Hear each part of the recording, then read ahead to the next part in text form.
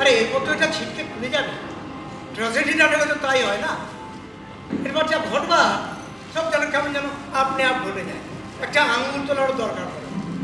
চল চল, যাকে নাটক চলছে, পরের দৃশ্য শুরু হতে যাচ্ছে।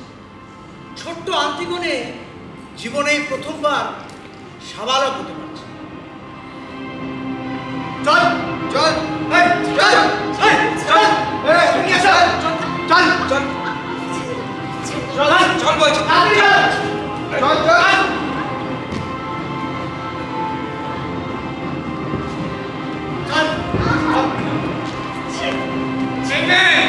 বেশি চটপটি করো না। হ্যাঁ, তুমি এখানে চুপ করে দাঁড়াও। মহারাজ এক্ষুনি এসে বলবে, তোমার যা বলবার তাকেই বলবে। আমার কাছে কেউ নোংরা হাত তুমি সরিয়ে দিতে বলো। নোংরা? হ্যাঁ, ভদ্র ভাবে কথা বলো। হ্যাঁ, আমায় দেখো, আমি কেমন ভদ্র। ছেড়ে দিতে পারো, আমি পালাবো না। আমার বাবা ছিলেন স্বনামধন্য রাজা অধিকোষ, আমি তার মেয়ে আন্তিগণে। তাই রাজা অধিকোষের ছোট্ট মেয়ে। বেশ বেশ বেশ, মাননীয় মহারাজ কুমারী, তবে শুনুন, রাতের প্রহরীরা কোনোদিনই ভদ্রঘরের মেয়ে ছেলে তুলে আনে না। তারা কাদের আনে বুঝতেই পারছেন। তারা আমাদের কি বলে জানেন মহারাজ কুমারী? তারা আমাদের বলে, আমি কাল রাত কাটিয়েছি পুলিশের বড় কর্তার সঙ্গে।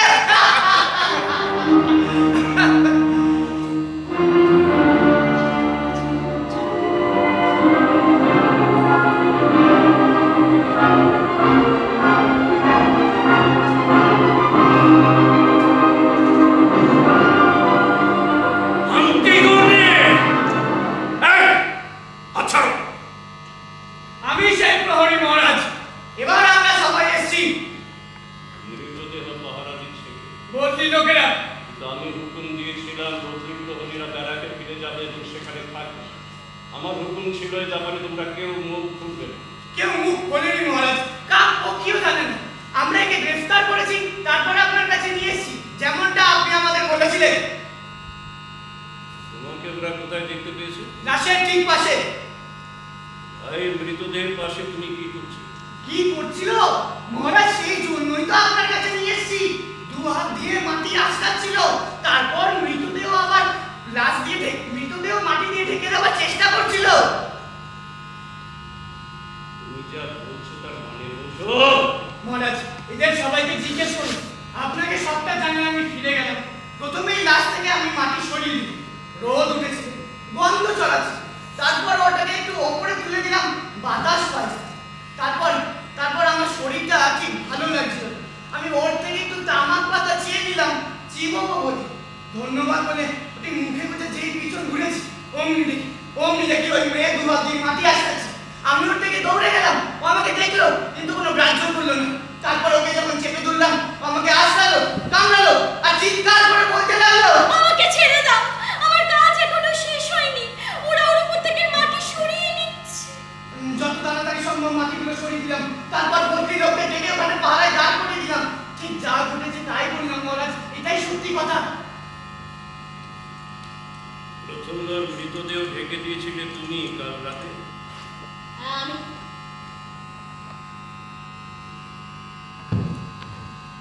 বেশ,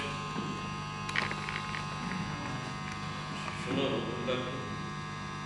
ভালো কাজ তোমাদের আমি খুশি, কিন্তু তোমরা আপাতত আমার বিশ্রাম পক্ষে বিশ্রাম করো। পরে তোমাদের সঙ্গে বসে আমাকে পুরো ব্যবস্থাটা লিখে নিতে হবে। যাও, এসো। ঠিক আছে মহারাজ।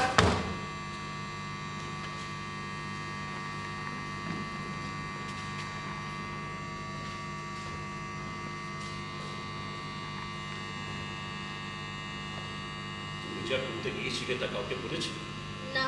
তোমার যাওয়া বা আসবার সময় কারোর সঙ্গে দেখা হয়েছে? না, কারোর সঙ্গে না। নিশ্চিত? সম্পূর্ণ নিশ্চিত। খুব ভালো। এখন তুমি সোজা তোমার ঘরে চলে যাবে, গিয়ে বিছানায় শুয়ে পড়বে, বলবে তোমার শরীরটা ভালো নেই, কাল থেকে তুমি একবারও বাড়ির বাইরে বের হওনি। তোমার ভাইমা একই কথা বলবে। ওই তিনজন প্রহরীকে আমি সঙ্গে। তুমি অহেতুক এত কাণ্ড করছো প্রিয়ন। তুমি নিশ্চয়ই খুব ভালো করে জানো যে আমি আজ আবার সেই একই কাজ করবো। তুমি তোমার ভাইকে সমাধিস্থ করতে চাও কেন? ভাইয়ের কাছে দায় আছে, আমার নিষেধ আছে। আমার কর্তব্য আছে।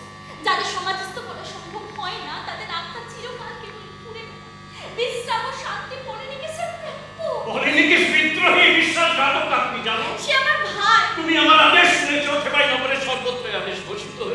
তুমি আমার আদেশ লিপি করেছো, থেবাই সব প্রাচীনতা লিখিত আছে। হ্যাঁ, আমি সব শুনেছি। যে তাকে সমাধি দেওয়ার চেষ্টা করবে তার কি শাস্তি ঘোষণা করেছে তুমি তা জানো? জানি।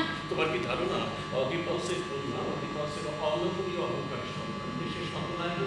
এরকম কোনো ধারণাই কিন্তু আমার হয়নি। না, এরকম ধারণা থেকে তোমার বাস্তব ভুল হবে। আইন যারা তৈরি করে, আইন মানার পবিত্র দায়িত্ব তাদেরই সব থেকে বেশি। আন্তিগণে তুমি রাজার কন্যা, আইনের রচয়িতার সন্তান, আইন তোমাকে সব থেকে বেশি করে মানতে হবে। আমি যদি রান্নাঘরে ঝি হতাম, আমার ওই বাসন মাজার সময় ওই আইন যদি আমার কানের কাছে এসে কেউ বলে যেত, তাহলেও আমি আমার হাত থেকে চটচটে ময়লা ফেলে দিয়ে আমার ভাইকে সমাধিস্থ করতে যেতাম। বাজে কথা। তুমি যদি একজন রান্নাঘরের ঝি হতে, তাহলে রাজাকার গুরুত্ব সম্পর্কে তোমার কোনো সন্দেহ থাকবে না, কারণ তখন তুমি জানতে যে এই কাজের অর্থ হলো মৃত্যু। কিন্তু তুমি এই কাজের অর্থ হলো মৃত্যু, কিন্তু তুমি যেহেতু তুমি রাজবংশী এসেছো, তুমি আমার ভাগ্যে, কদিন পরে তুমি আমার পুত্রবধূ হবে, তাই তুমি ভেবেছো তোমাকে মৃত্যুদণ্ড দিতে আমি ভরসা। আমি কিন্তু শুধু উত্তরটাই ভেবেছি, তুমি আমাকে হত্যা করবে, সে এক মুহূর্তের জন্যও আমার কোনো সংশয় হয়নি। অধিপাউসের অহংকার, আবার অধিপাউস তার উগ্র হঠকারী অহংকার। আমি তোমার মধ্যে তোমার বাবাকে দেখতে পাচ্ছি। হ্যাঁ, আমি তোমাকে বিশ্বাস করি। তোমার বাবার জীবনের সব থেকে সুখের মুহূর্ত সেইটা যখন তিনি গভীর মতো সেই কাহিনী শুনলেন যে তিনি কেমন করে নিজের পিতাকে হত্যা করেছেন এবং নিজের মাদার সজ্জাকে করেছেন কলঙ্কিত। তাই নিয়ত নির্দিষ্ট সেই অন্ধকার ঘটনা তিনি এক ফোঁটা করে পান করলেন। কি ব্যাঘ্র মনোযোগে এমন কাহিনী শোনা পান করে যাদের নাম অধিপাউস এবং আন্তিগণে। পরের কাজটাও তোমার বাবা যা করেছিলেন কত সরল সহজ, নিজের চোখ দুটো অন্ধ করে দেওয়া এবং মেয়েকে নিয়ে পথে পথে দেখতে দেখতে বেরোনো। আন্তিগণে, আমি তোমাকে বলছি, থেবাইরও সব দিন শেষ হয়ে গেছে। রাজবংশে জন্ম নয়, কুলো গৌরব নেই এমন একজন মানুষ আর দেশের রাজা, এমন একজন রাজা পাওয়ার অধিকার আছে থেবাইর আছে। ঈশ্বরকে ধন্যবাদ। আমার নাম শুধুমাত্র প্রেয়। এইখানে দাঁড়িয়ে আছি, দেশের মাটিতে শক্তভাবে রাখা আমার পা, বুক ভরা আমার সহজ আত্মবিশ্বাস। তোর বাবার থেকে আমার উচ্চাকাঙ্ক্ষা কম। আমি ঠিক করেছি যতদিন আমি রাজত্ব করব ততদিন এই দেশে সামান্য একটু শৃঙ্খলা প্রবর্তনের চেষ্টা করব, সেটাই আমার প্রধান। তোমাকে ঘাতকের হাতে তুলে দেব না, তোমার ব্যাপারে আমার অন্য কথা ভাবা আছে। তুমি হিমানকে বিয়ে করছো এবং আমি চাই তোমার স্বাস্থ্যটা আর একটু ভালো হোক, যাতে হিমানকে তুমি একটি সুস্থ ও সবল শিশু উপহার দিতে পারো। তোমার মৃত্যুর থেকেও ওই শিশুটিকে থেবাইর অনেক বেশি প্রয়োজন। চলো, তুমি এখন চলে যাচ্ছ, ঘরে চলে যাবে, গিয়ে বিছানায় শুয়ে পড়বে এবং আমি যেভাবে বললাম সেই মতো কাজ করবে। হ্যাঁ, ওই তিনজন প্রহরীর মুখ যাতে বন্ধ থাকে সেটা আমি অবশ্যই চেষ্টা। তুমি কোথায় যাচ্ছ? তুমি খুব ভালো করে জানো যে আমি কোথায় যাচ্ছি। কি ধরনের খেলা? আমি কোনো খেলা করছি না। তুমি কি বুঝতে পারছো? ওই তিনজন প্রহরী ছাড়া একটি প্রাণী যদি তোমার চেষ্টা করে জানতে পারে, তাহলে তোমাকে বাঁচানো অসম্ভব হয়ে যাবে। এখনো তোমাকে আমি বাঁচাতে পারি, এখনো সেই সুযোগ আছে, কিন্তু তোমাকে চুপচাপ থাকতে হবে। আর ওই পাগলামি ছাড়তে হবে। আর 5 মিনিট পরে হয়তো খুব দেরি হয়ে যাবে। তুমি বুঝতে পারছো? আমি বুঝতে পারছি, কিন্তু আমাকে যেতেই হবে। আমার ভাইকে সমাধিস্থ করতেই হবে। ওরা ওর উপর থেকে মাটি সরিয়ে দিচ্ছে। এতে ভালোটা কি হবে? তুমি জানো বলেনি যে সেরকম অন্য প্রহরীরা রয়েছে। তুমি যদি আবার তাকে মাটি দিয়ে ঢেকে দেওয়ার চেষ্টা করো, আবার তা সরিয়ে ফেলা হবে। আমি জানি, আমি এ সব জানি, কিন্তু একজন মানুষ যা করতে পারে তার তা করা উচিত। আন্তিগণে, দেশে সবাই আমার আদেশ মানে। মানে আমি বুঝছি। তুমি কি তাদের আমার বিরুদ্ধে মুখ খোলাতে চাও? তাদের কাছে তারা বুঝবে। তাদের জন্য নয়, অলিনে কেসের জন্য নয়, তাহলে সব কার জন্য? কারোর জন্য নয়, আমার নিজের জন্য। মরা গেছে তোমার খুব শোভা, হাতে করা পথ জন্তুর মতো নয়। আমাকে নিয়ে দুঃখ বোধ করতে হবে না প্রিয়ন। তুমিও আমার মতোই নিজের কাজ করো, কিন্তু তুমি যদি মানুষ হয়ে থাকো তাহলে কাজটা একটু তাড়াতাড়ি করো। আমি সারাদিন এভাবে দাঁড়িয়ে থাকতে পারবো। তুমি তোমাকে আমি বাঁচাতে চাই। তুমি রাজা, তুমি সর্বশক্তিমান, কিন্তু তাও তুমি আমাকে বাঁচাতে পারবে। আমি বাঁচাতে পারবো না, তুমি তাই মনে করো? আমাকে বাঁচাতেও পারবে না, আবার আমাকে ওই ঠেকাতেও। তোমার এই ছোট্ট নাটকে তুমি আমাকে করেছো খলনায়ক, নিজে নিয়েছো নায়কের ভূমিকা, নায়িকার ভূমিকা, সেটা তুমি খুব ভালো করে জানো। কিন্তু দেশ ভর্তি যে সমস্ত ক্ষুদে অত্যাচারীরা রয়েছে, আমি যদি তাদের একজন হতাম তাহলে এতক্ষণে তুমি নর্দমায় পড়ে থাকতে, তোমার চোখ দুটো উপরে নেওয়া হতো, জিভটা টেনে ছিঁড়ে নেওয়া হতো, আর দেহটা টুকরো টুকরো করে কেটে নদীতে ভাসিয়ে দিত। আমাদেরকে তাকিয়ে দেখো, তুমি নিশ্চয়ই বুঝতে পারছো তোমাকে মৃত্যুদণ্ড দিতে আমার যথেষ্ট দ্বিধা আছে। এই সব কিছু না করে তোমাকে আমি তর্ক করবার সুযোগ দিয়েছি, আর তুমি আমাকে আক্রমণ করছো, ব্যঙ্গ করছো। ঠেলতে ঠেলতে আমায় কোথায় নিয়ে যাবে শয়তানিয়া?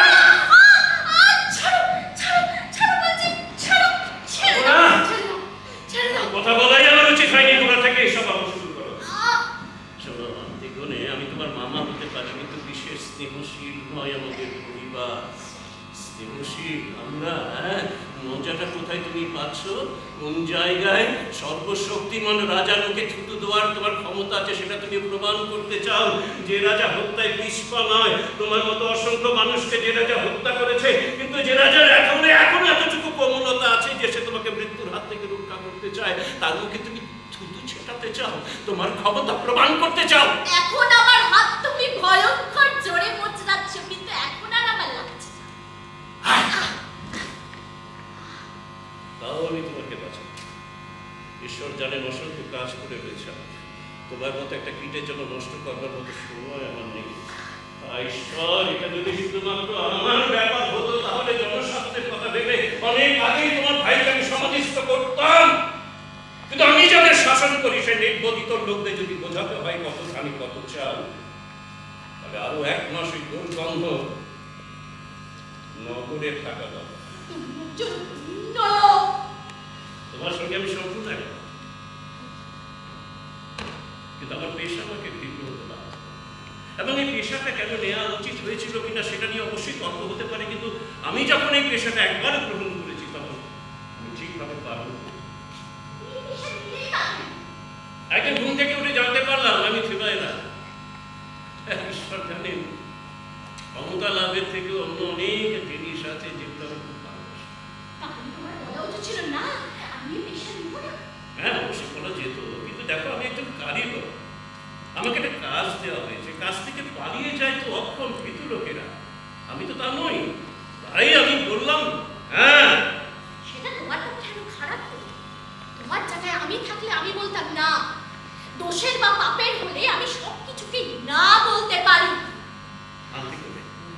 তুমি আমার কথা শোনো।